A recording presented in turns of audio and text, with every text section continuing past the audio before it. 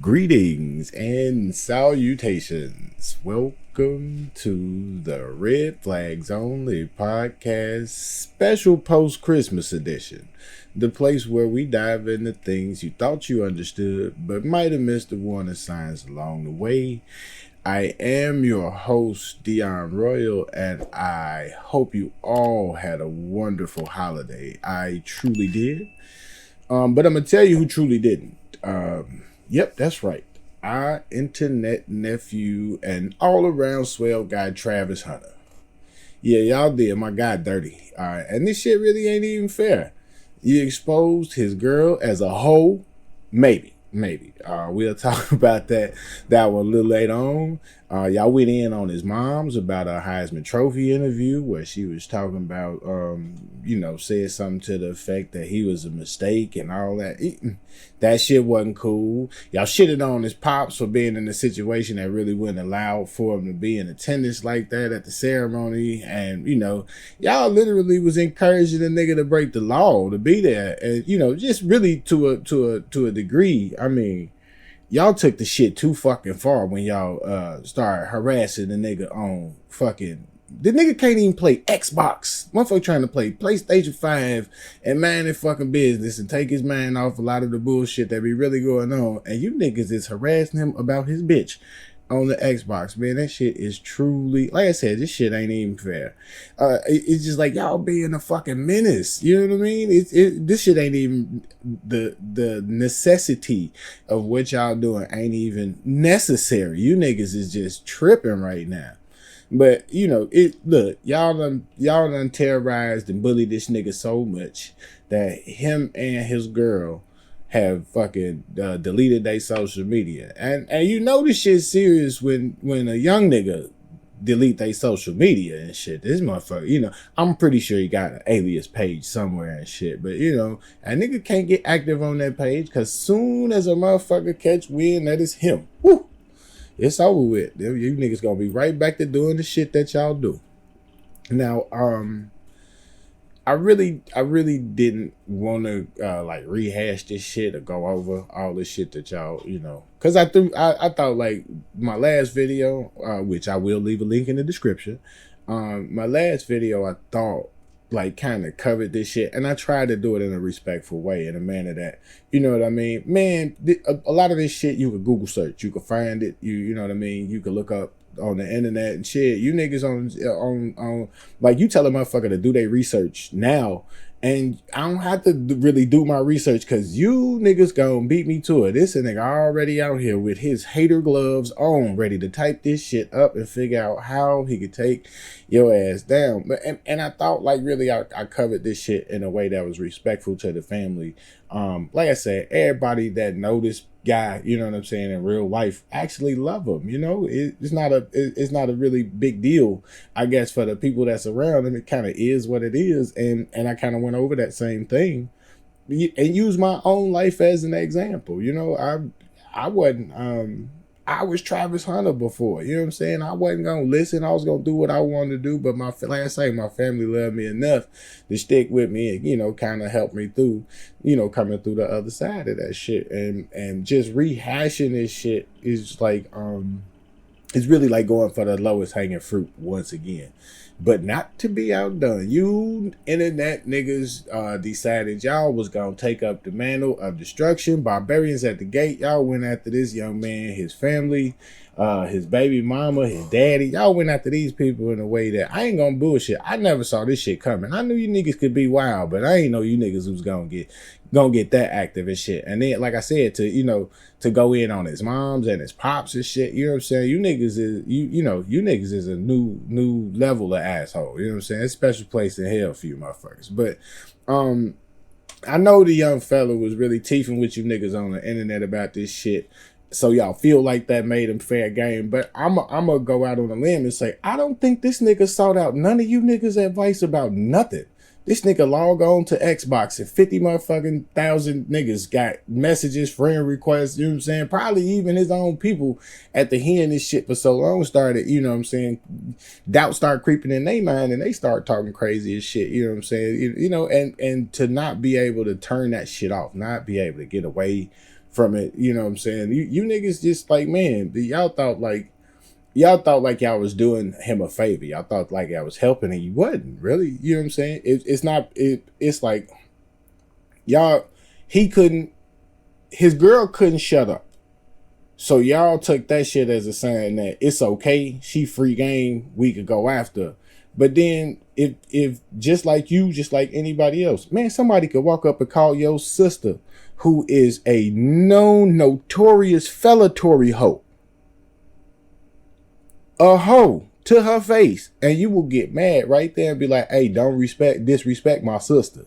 You know what I'm saying? So what make you think this man ain't gonna stand up for and or protect his wife, fiance / baby mama or whatever? You know what I'm saying? That shit ain't cool. But again, y'all felt like, well, since she said something, since she decided to defend herself against us bullies and shit, well, we can really go we can really go nasty. We can really go low. We can, you know, pull up the whole history and shit.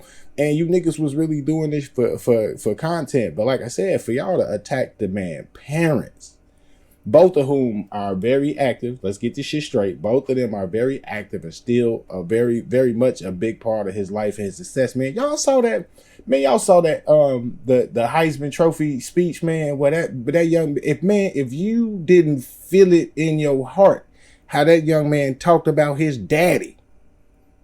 And we all know, like I said, I'm not even going to talk about it because I feel like, man, you could go find that shit somewhere else. I'm not here to try to get content by dragging people down and talk. I mean, I talk my shit. I make my jokes. You know what I'm saying? I did crack a couple jokes about how my nephew look and shit. But I mean, this probably ain't shit he ain't never heard before, man. Everybody know this boy look like a fraggle. But I mean, that's a, like I said, that's more teasing, that's more ribbon, that's more you know what I'm saying, we just playing the dozens or cutting up in the cafeteria and shit. When you motherfuckers come for people's mamas and daddies, when you come for the retarded kids, when you come for the little babies and shit, when you start putting people personal information, addresses, medical information on the internet, that's some hoe ass shit. You know what I'm saying? And that's really a whole level of disgusting. We don't even want to talk about it shit because, you know what I'm saying, I truly understand the game. I know that the internet is like a street fight. Ain't no rules in a street fight and shit. But you niggas gotta have some fucking decorum, man. Like, you know what I'm saying, in a real way and shit. Because all you niggas out here feeling self-righteous talking about I'm helping Travis and shit, y'all really doing this shit for content and clicks and views. And just let me keep it 100 with you. We gonna speak frankly here. I'm what you young niggas would call an old nigga. And being an old nigga is not as bad as a lot of you little goof ass young niggas believe. Or, I mean, in the grand scheme of things, it just really means I lived long enough and had enough experience to be able to see certain shit coming. You know, if not the first time around, I'm going to definitely catch it that second time. And if you see me bumping my head up against that same ass wall multiple times, just understand and realize that, just assume that I really like that shit and just keep it moving. You know what I'm saying? Just continue to let me bump my fucking head because I keep doing it. And just like you, I am a former goof ass young nigga. I used to think just like you. I used to say shit like, oh man, y'all old niggas can't tell me shit. Y'all don't know nothing. Y'all niggas failed at life. This shit happened to you. It ain't gonna happen to me. I ain't you, so you can't put that shit on me. And you know what? I'm gonna be honest with you. All that shit sound really good in the moment when you saying it. And it's good and well until you actually realize that man, shit like the rites of passage don't spare nobody. You know what I'm saying? We all got to carry our own nuts. We got to all grow some hair on our chest. You know what I'm saying? We all gonna have to go through what is our battle, what is our trial or tribulation, whatever that may be. And it might look different on the surface, but at the heart of it all, everybody got their own hero's journey. You know what I'm saying? Regardless of what you may believe, we all got some tests to complete on the 3-dimensional plane here. Now, they may not all play out the same, but you look, when you finally come through and make it, you know what I'm saying, make it from that dark place to that light on the other side, man, you gonna stand out for being an example. You know what I'm saying? An example of triumph, perseverance, success to another young person that's looking and going through. Because regardless of what your hero's journey looks like, your ass gonna have one, and you gonna have to deal with it. And the culmination of all the shit that other people went through, came through, experienced, and did is gonna add to your knowledge, which can help you on your journey. It ain't gonna have you have your journey be easy, or it ain't gonna have anybody carry you through your journey, but it will give you a bit of a roadmap or a layout to kind of figure out exactly how this shit works. This is what I say, right?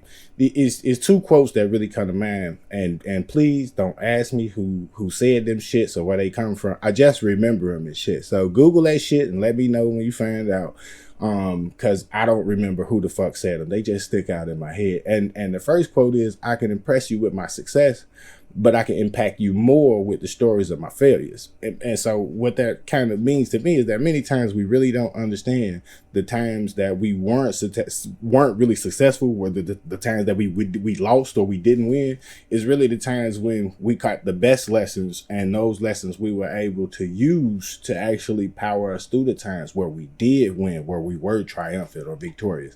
The message come through stronger in those situations when we lose, for the people that's observing us, and the path that we on, as opposed to when we win. Because like I said, everybody can be impressed by by the fact that you won. I think more people can learn and more people can benefit from them telling you how you won, how you got there, the steps on the path going to that place. The second, well, and let's go back to that first quote before I go to the second quote. And when I really say that shit, I'm really telling you niggas, tell them kids the truth. When they ask about shit, when they ask about your past, when they ask about your life, man, don't sugarcoat that shit. Because what happens is we sugarcoat shit, or we tell kids lies, or we bend the truth a little bit, or we omit things because we are not fully healed, we ashamed, or we don't want to really deal with, you know what I'm saying, we repressing in a lot of ways the shit that we went through, because we ain't really got over it or dealt with it. But in the process of you being vulnerable enough to explain your shortcomings, why they were shortcomings, and how you are working on or overcame your shortcomings, is gonna get that young person way more inspiration than you just pulling up looking nice with a lot of money, bunch of girls, cars, money, clothes, going on trips. All that material shit just ain't it's not gonna matter in the long run, because when it comes down to it, morals, value, character, and integrity are worth more than any other material things that you can kind of show people. You know, all that shit really fall by the wayside in the end, and people don't remember. People really don't remember as much that you had nice shit, or you had a lot of money. People remember whether or not you were a good person or an asshole and shit, and that kind of comes through all the time in the end. And that's painful, and no matter how painful it is, it's something we all got to deal with. And the second quote, and I think the second quote really hits home here, because it really kind of describes the situation that this young man is kind of dealing with. And that quote is, "The only thing that trumps common sense is human nature." And like I said previously, many of you niggas was told that this young man or woman was bad for you when you were younger. You wasn't supposed to have shit to do with them. You need to stay the fuck away from them. All that shit. You was presented with plenty of evidence, multiple eyewitness accounts, character references, background checks, all that shit, DNA samples. You knew what you was getting into beforehand. But just be honest with you, dick pussy discipline is not a lot of you niggas strong suit. You know what you did. You know what your baby mama, baby daddies, and you know whatever else look like. You know who you slept with is what I'm gonna say. A lot of you niggas went and fucked up your entire family genetics, fucking with that bitch with the big teeth, or that nigga with the cock eye, when niggas told you not to. And you want to know why you did it? Take a guess. Dick, pussy, shit. You can't control your most basic urges. Period. That's it. Dick discipline is not a lot of you niggas strong suit. Period. if you really want to know why, you could couple that shit with the fact that you haven't really been given any clear instructions or any no clear guidance or foundation on what is acceptable, what type of person is acceptable to date, marry, and procreate with. And I mean, with all that shit combined, you got a recipe for disaster. And I mean, what do most of y'all lives look like? Fucking disasters. And it's like, it's why half you niggas right now that's over a certain age, we'll say half you niggas over 40 act like your first couple of shorties don't even exist. And most of you bitches, most of you bitches over 25 live in a house where none of the kids had the same last name. These are choices. This is shit we did. These are red flags that we saw coming and we ran right past them bitches. Stop signs like do not go, detour. And you know how niggas in the hood see that sign where on their block they doing some construction and it say close and go through traffic, and then you see a nigga get out and slide the little barrier over a little bit and shit. Cause man, I just live right there and shit. And again, breaking the rules, running the signs, not doing shit the way you supposed to do. Really had you out here, really had you acting. It really had you out here acting like you telling your older kids and your old baby mamas that you got a new family now and shit. Don't come around here. You out here, you know what I'm saying? You done paraded your new baby mama and your kids around like you're a born again Christian and shit. Like, you know what I'm saying? Don't come around here with no bastard child, you heathens. Nigga, you not getting into heaven like that. You know what I'm saying? Get that shit straight. You not getting into heaven like that. You will be judged for all that you do. So, in the beginning, I really tried to stay out the family dynamics, the financial dynamics, the history. Just stick to the basic facts, the stuff that we know, we can see, we saw on TV on Saturdays, and you know what I'm saying. We can kind of get our information from what he's done in the classroom. No conjecture, no speculation, none of that shit. Just what we can kind of look for from the internet, from surface information, I guess. Now, many of us, we kind of know better because we lived long enough to kind of seen this movie before. We done seen the movie, the sequel, the reboot, the trilogy, the remake. And, you know, after a while, this shit all become a rerun to us because, you know, we done seen this happen before. And again, some people have been able to successfully navigate it. But as we've seen, most people, 5 out of every 6 people tend to fall into the same trap, you know, every time. The shit just becomes a rerun. You done heard the story before. The son of teenage parents living in abject poverty, dad in and out of jail, lost pain, adversity, bitches, thieves, dope heads, you know what I'm saying? All that shit, you know. And we all know the formula. Most of the time in these situations, when it's a black athlete, a black kid, you know what I'm saying, in that hard scrabble type of situation, you have some famous ass white people that just pop the fuck up. And all of a sudden, these white folks is here, you know, saving them and shit. But that ain't what happened in this situation. You know what I'm saying? His real people came through that shit. Now, like I said, when I saw the speech, I got a little choked up.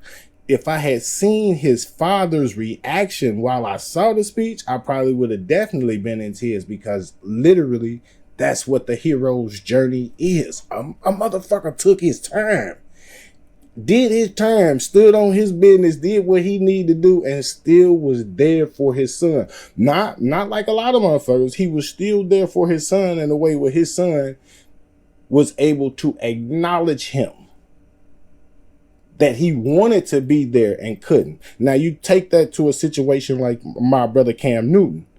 Cam Newton made a deal with them people that if his daddy, even though, let me clarify that shit, even though his dad told him to do it, Cam went on ahead and went to the Heisman and made a deal with them people like, you'll get the Heisman if your daddy can't be here, because we know what Cam's situation was and shit. And Cam compromised and made that decision. And his dad was in agreement with it, but you know what I'm saying?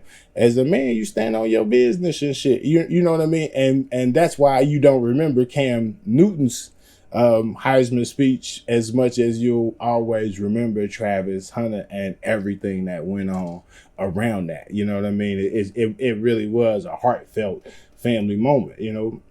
And it make for a good ass movie. You know what I'm saying? Look, if the movie came out, I'd watch the shit. But right now, like, despite all the other shit, like, put the NFL, put all the money and shit aside. I mean, coming from where he came from, coming from the place he came from, for him to just be at a point where he graduating at the top of his class and he about to get his degree is a miracle, you know what I'm saying, against all odds. And in that, you know, and he got all that education for free.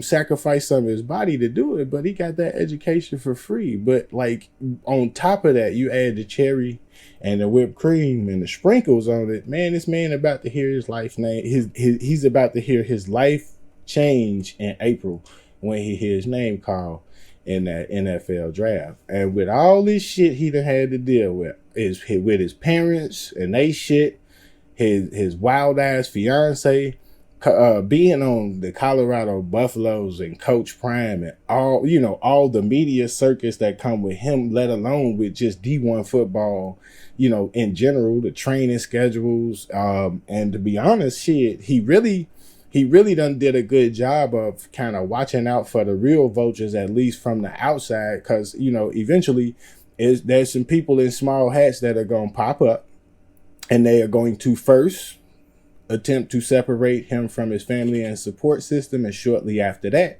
they're gonna try to separate him from his money. And to be honest, we ain't really helping. We actually setting up this whole process for this to be like that. And y'all know how this shit go with the NFL process. Soon as this season over, he played last game, he done pretty much, you know, did his last class on campus at Colorado. They about to sweep him up, and you know, we'll never see him in the capacity that we've seen him, and we didn't kind of see him grow up on the internet.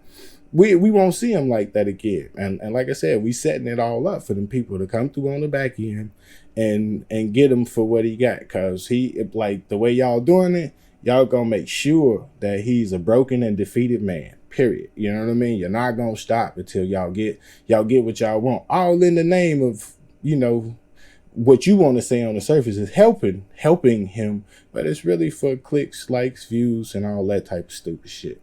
Now, I would like to think that life works like that movie Aquila and the Bee, where we just see a young person from where we from just kind of coming up and coming through everything that we come through and got the opportunity to make it big, and we would just all be happy for him and want to see him and support him in any way possible. Shit, but if you know like I know, 99% of you motherfuckers really don't hate niggas, but y'all just hate to see a nigga doing better than you. And so now that a nigga about to do better than you helpful motherfuckers decide to put all the nigga business out in the street. I mean, everything, anything you possibly think of to throw at the wall, all in the name of getting him to do what you want him to do. Y'all putting it out there, and it's really literally shit that could truly cost this man his career. And like I said, you niggas out here posting videos, pictures, you know, trying to put the nigga address out there. Y'all harassing the nigga. Like I say, you harassing the nigga on the fucking internet. He just want to fucking play Call of Duty and Madden. And you niggas just out here giving relationship advice at the gas station, the grocery store, the laundromat and shit. Now, I'll be honest, to his credit, before he folded, nephew stood 10 toes down on it and was like, fuck y'all don't know shit. I've been with my bitch 5 years. How long you been with your bitch? You figure out your life and shit. And to me, that was a natural reaction and shit. But you niggas couldn't leave that shit alone. Motherfuckers on the internet were like, hey, nigga, you gonna get this work, shorty. We got it for your ass over here. And it was like game on for them. Let the games begin. And for you niggas, it was all shits and giggles. You know, for you internet niggas that ain't got shit to do and nothing to really lose. The problem is this: we pretty much done gave the white folks all the ammunition. You know, we done gave them everything that they need to lowball this young brother and have him really playing for free Cause you've seen that shit happen in the NFL before, but he'll definitely be playing for less than what his market value is. They really never question a brother's abilities, his physical gifts, his physical attributes. When a brother make it to that level, he's the elite of the elite. He's in that Titan class, and it's not much you can say as far as physical abilities is concerned. You know, the elite of the elite only look weak or sloppy when they're being measured against the other elites. You know what I mean? And they never really judge a brother based on that. But what they do is they find all the shit going on around him. They find all the shit in his life that's fucked up. They find all the shit that he want to keep secret or not really want to get out. And they use those things. To determine your value and how much, and what it really come down to is they just want to lowball you. You know what I'm saying? And so like for me, what I realize is that it's never about it's never really about the person, the athlete in question. Is normally always about the shit that's adjacent to them. And most of the time, coming from where we come from, the shit that's adjacent to you is just nigga shit. And that's what they use to justify your mistreatment or underpayment. It's the same shit that go on when an innocent person get killed by the police or beat by the police in the hood. You know what I'm saying? You get that blanket effect because, you know, you are, all of us are being judged by the behavior of a certain few. And so, you know, to play with this situation like y'all doing is to play with his draft position, and to play with his draft position is to play with his rookie income, which like can determine his ability to negotiate going forward. And like I said, the shit you niggas is doing can affect that draft position, and that affects the overall income and his ability to negotiate, and more than likely where he has the opportunity to play. And for me, like I said, just like that stage is set for the people that hoard money to kind of craft a narrative around this situation and around him that'll allow them to kind of save some money. They'll be doing that based off shit that you did, and they'll use what you did to justify it. You know what I mean? It won't be shit about Travis Hunter. It will be all the bullshit surrounding the niggas that are trying to surround Travis Hunter. You motherfuckers have did a great job with this, bro. You internet niggas have you internet niggas have out fucking done yourself. And the crazy thing is, just imagine that shit, right? A young guy that's like, seemingly he's done every fucking thing the right way. Despite all the shit that's, going against, he did everything the right way in pursuit of his goals, the thing he set out to do since he was a kid. And he could have everything he's worked for, everything he's committed to and accomplished, and, bust his ass, blood, sweat, and tears to achieve, and he could have all that shit taken away from him, and not by bad luck, not by nothing, just by the fact that niggas is just niggering every fucking way. You niggas don't have shit better to do, and most of you niggas look just like him. You niggas not handsome. Y'all ain't got no nice looking girl, and you definitely ain't a fucking world class athlete.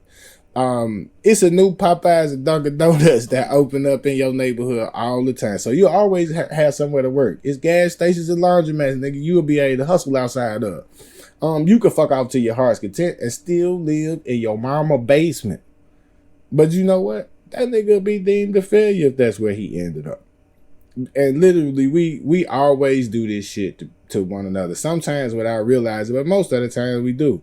And to be honest, unfortunately, we get judged in general terms for the specific behaviors of a certain few, man. I'm gonna say that shit again. We all, every last one of us, if you are a black male, don't matter if you from the continent, you ain't from the continent, if your skin is black and your hair is nappy, or if you got, it don't matter if you beige and your hair is wavy. If you are over here, you get judged based off the behaviors of the worst of us. If they don't look at every nigga that, They don't look at every nigga that's fat with a mustache or a beard like this nigga's a scientist. He could be Neil deGrasse Tyson or he could be Al Roker. No, these niggas are like, no, you niggas is Rick Ross. You niggas are killers. You niggas are thieves. You know, they judge you based off the behavior. They judge you based off the specific behaviors of a certain few people, and that's just the reality that we all gotta deal with. And because of y'all, we really just not gonna be satisfied until one of these athletic niggas, like, y'all not gonna be like, y'all all claim to love sports, y'all love to be like, this my team, and like you an employee, like you playing, like you gonna get in and shit like that, you know, you representing your team and all that shit, but y'all probably not gonna be satisfied until one of these niggas show up with an acceptable boyfriend. Y'all know that shit coming, right? It's gonna be a nigga that hoops so good that's gonna be so tired of y'all shit, he just gonna show up with a boyfriend. And let's be honest now. This young generation, this young group of athletes, these little niggas already wearing fingernail polish, tight pants, dresses, bras and shit. I seen that nigga SGA. Man, that boy could hoop his ass off. I've always thought he's a good player, even when he was at Kentucky and shit. That nigga took his jersey off. And it was no need. First off, it was no need for him to take his jersey off. There was no reason. Like, that was the most abnormal shit ever. Because it was like time to give an interview. He wasn't even sweating. He hadn't even been practicing. But he took his jersey off. And this nigga had a sports bra on. And I looked and I was like, ain't no fucking way. This nigga had a sports bra on. And then he kind of arched his back a little bit and started standing. I'm like, oh, you bullshit me. Look, I get it, bro.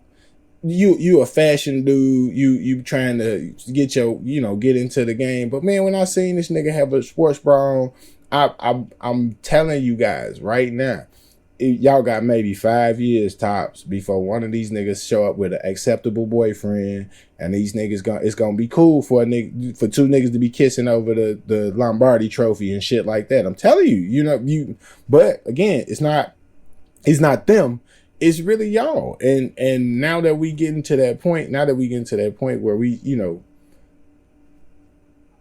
we don't have tough people anymore. We don't have people that have thick skin. We have not created an environment. We have not bred a place where people can kind of develop in that manner. They eliminated all the bullies, so don't nobody get to develop no toughness outside of their own like personal family environment. If your family ain't teasing you or roasting you or no shit like that, you know what I'm saying? You're not gonna be able to understand how to deal with that. And for the most part, your people, if you as much of a bitch as y'all acting like on the internet, they probably don't do that shit at home because they probably feel like you gonna call the police or the child protective services on them or some shit.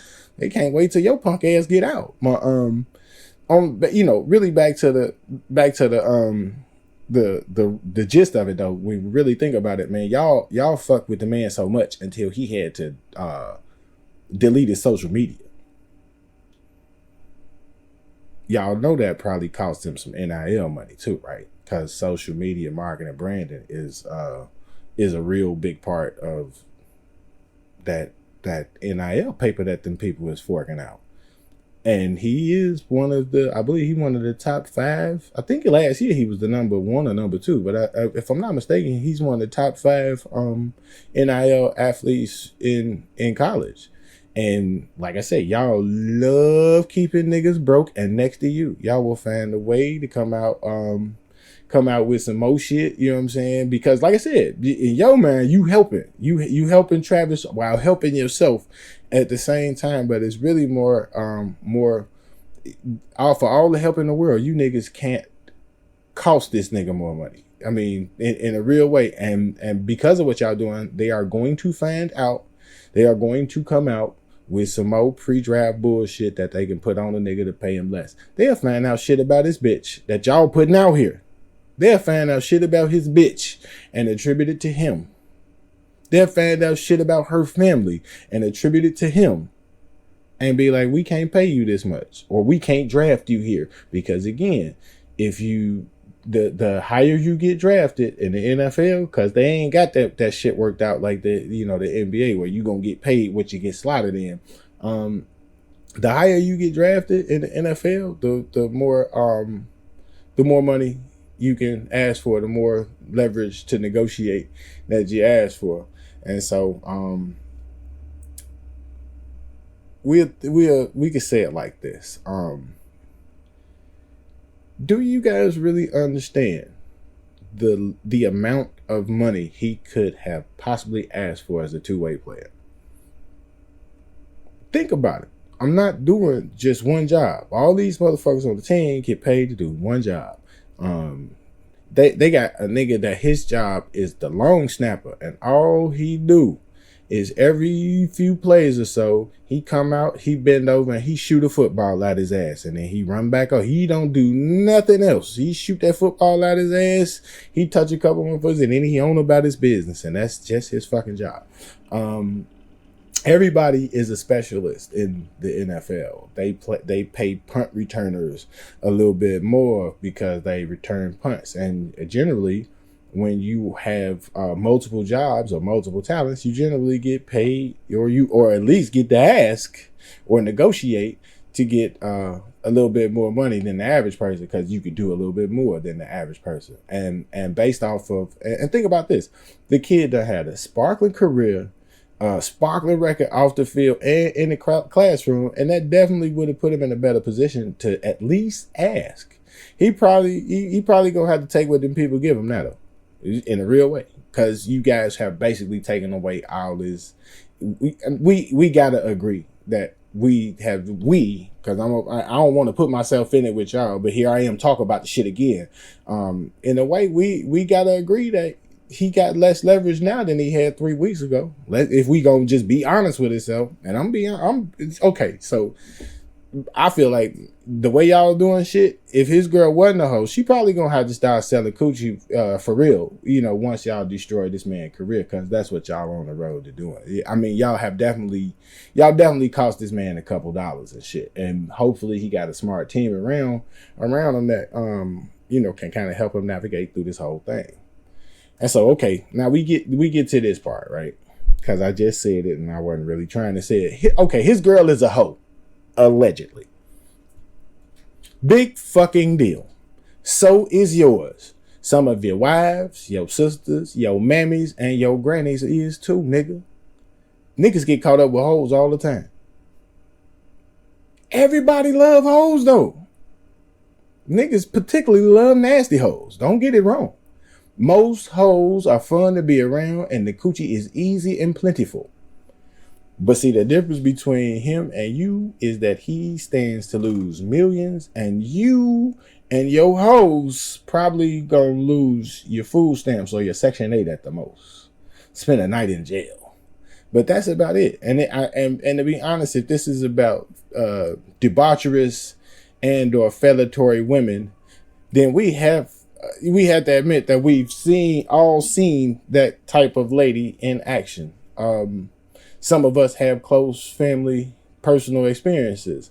Most of us also realize, though, at some point, this shit is all part of the game. It's all part of the game. The real recognize it, and the problem with that, though, the real problem occurred, though, is when you niggas went from trying to save a young nigga to trying to destroy that same young nigga because he didn't want to listen to your faulty ass advice. It's what it is. It's a real big problem with how this all came about. You was being nosy. You niggas got self-righteous and saw yourselves as the hero in the story. And that little voice in your head, started to make more and more sense. It was telling you, man, this the way we gonna save Travis, man. Travis got to understand, man, we just doing this for his own good. And that motherfucker voice started to get deeper, and that accent started to become more and more English. And before you know it, God in your head sounded like Idris Elba telling you to participate in fucking up this young man's life. Because he ain't taking your faulty ass counsel. Right. And the famous niggas like Willie D and Godfrey didn't make the shit no better because they took the shit to the internet streets as opposed to seeking his attention through back channels or more subtle means like they do with anybody else. They be DMing hoes on the regular. Of course, that man. Look, any man that feels attacked is going to defend himself and his family. That's the one thing we know about him. He is a stand-up dude. What stand-up dude ain't about to step for his pregnant fiance and his family, his mom and his daddy? We dog him if he didn't. And like I said, previously, most of us have had an experience with somebody that wasn't good for us. Plenty of us have had these. Like a lot of us have had multiple instances of this shit because most of us still ain't figured this shit out in this old age. And you think about it like this: if he ain't listening to a rich, cool, real, well-respected, old school player ass nigga who is a preacher now, like Coach Prime, man, he ain't listening to a broke high school dropout with multiple baby mamas who ain't talking to him. You niggas really not talking to him anyway. You niggas is talking at him.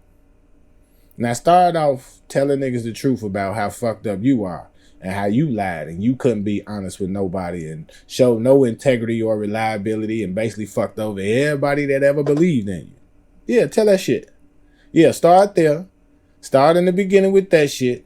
Before you decide to tell another nigga what he should do. Tell niggas why you ended up where you are.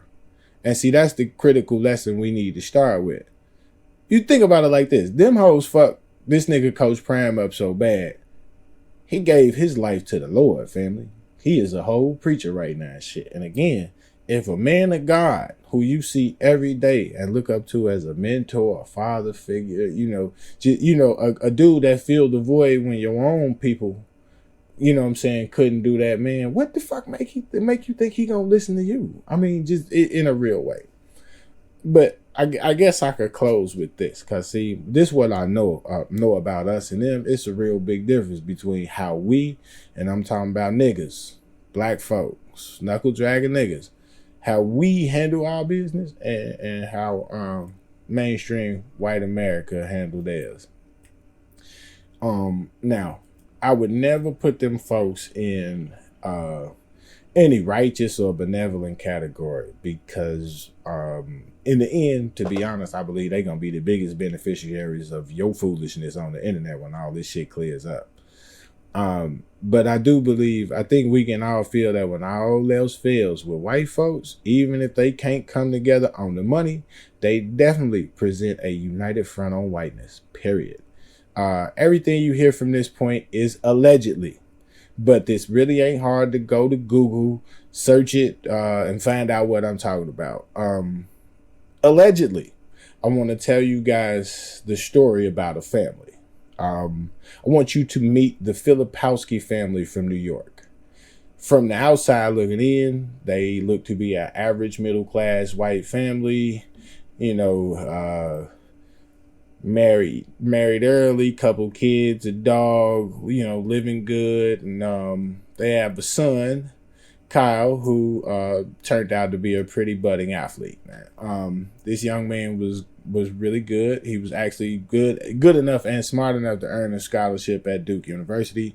And by all public accounts, these were just regular folks. He's just regular kids, regular family with a kid that just so happened to be a pretty good basketball player. He shot up. He grew to 7 feet, and being a 7-foot stretch four with a nice game, playing at Duke University will generally create some draft buzz for a tall, good looking white kid. Yeah. That could play a little bit. Going to Duke, you probably couldn't make a better decision than that if you was trying to go to the NBA. And most of the mock drafts had a kid going in the 12, 13 range, possibly top 10 after some decent workouts, because again, at 7 feet tall with decent mobility and a nice shooting touch, and he averaged about 16 and 8 in 2 seasons at Duke. What NBA team couldn't use that? So most people figured he wouldn't fall past 15. He's surefire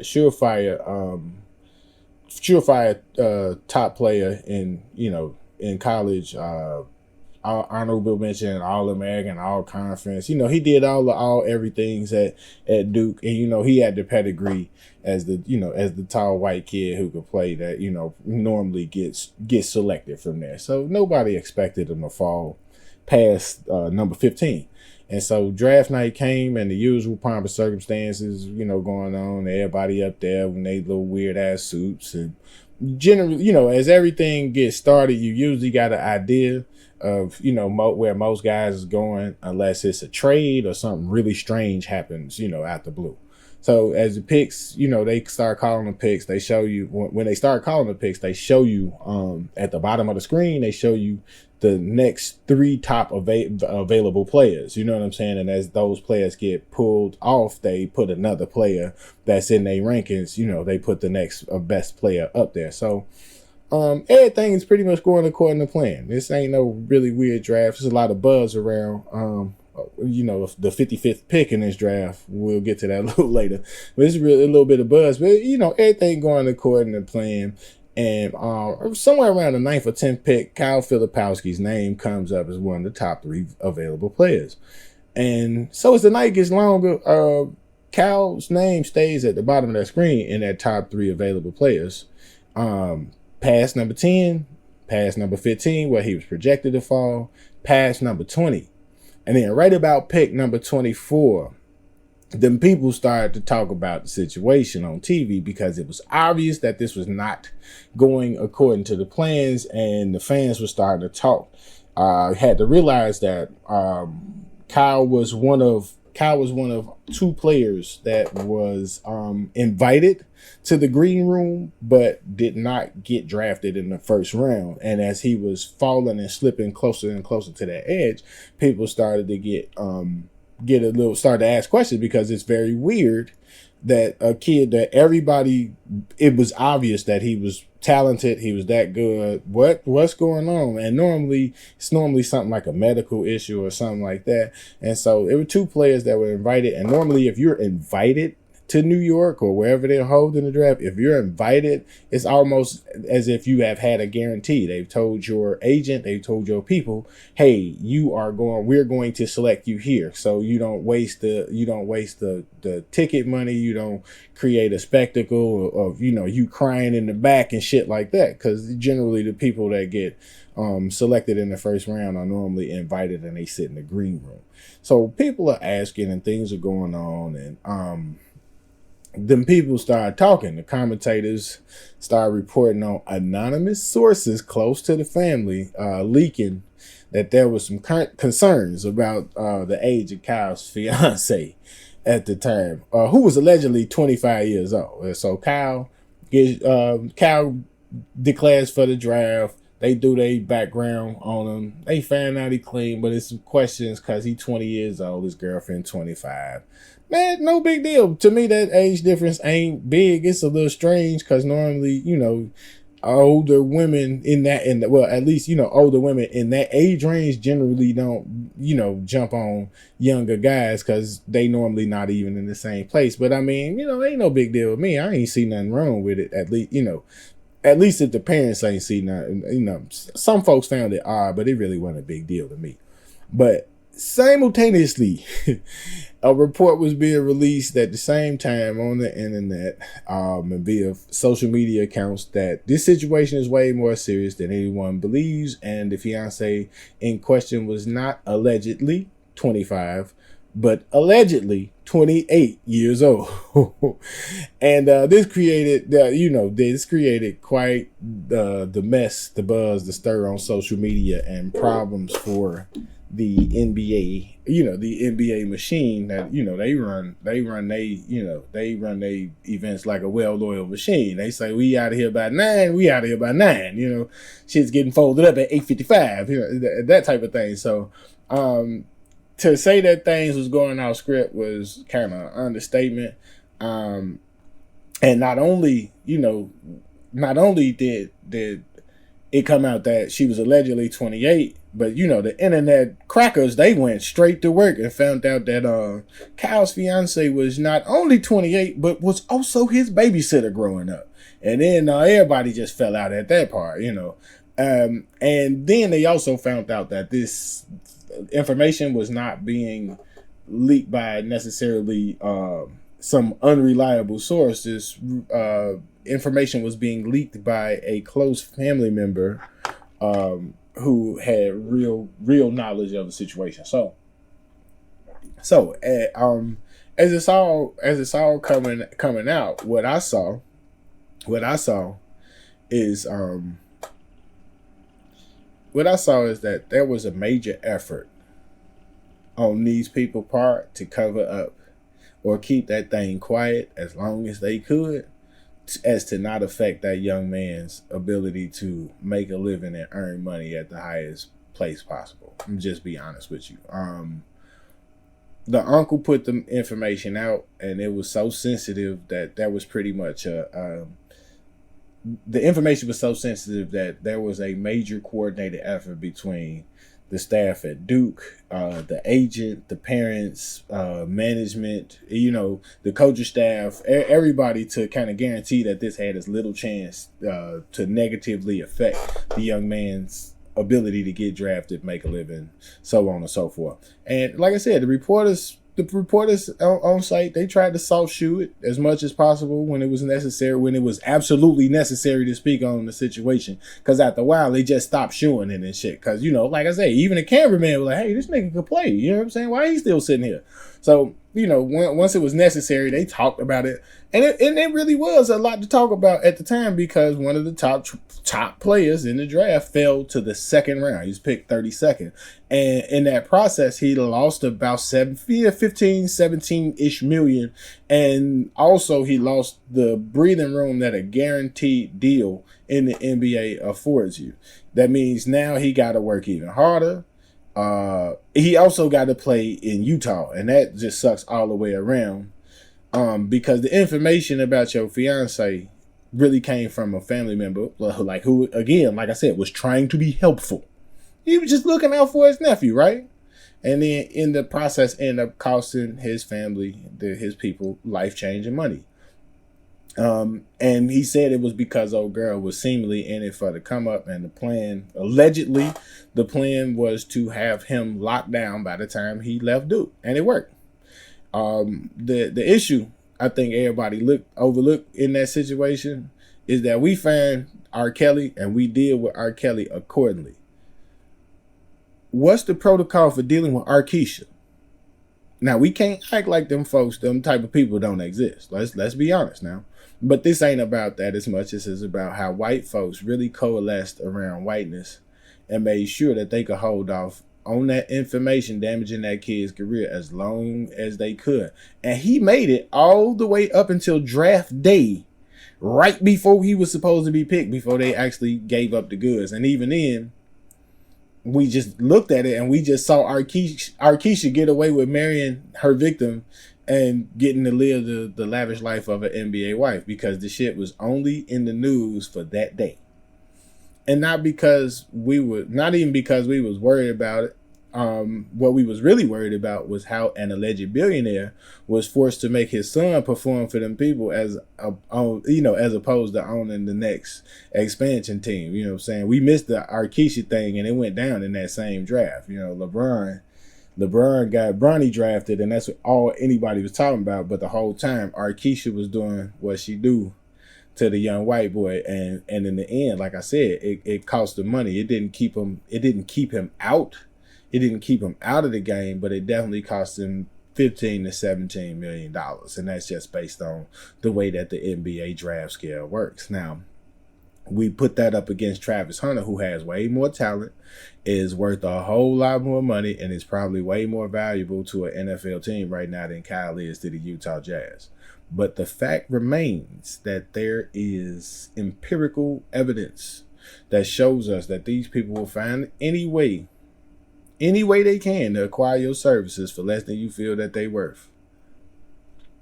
And because just like Kyle still with his girl that they felt was too risky to invest top 15 money in, he's still with her. They about to get married if they not married already, but they still together.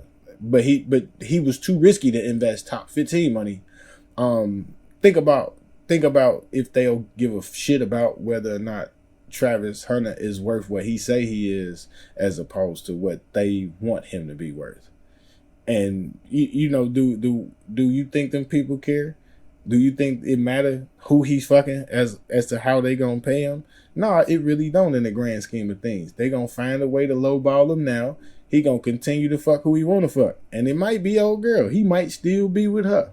And that same thing, those same behaviors will kind of be used to lowball his next contract. And that's what we'll do. We'll just keep trying to get the maximum benefit, the maximum value for the least amount of money. And they'll keep lowballing him as long as we keep dogging him on the internet and putting shit in his life that ain't necessary. And that's if he make it that far. And to be honest, most likely we gonna be right there to help them crackers. That's my 2 cents. Peace.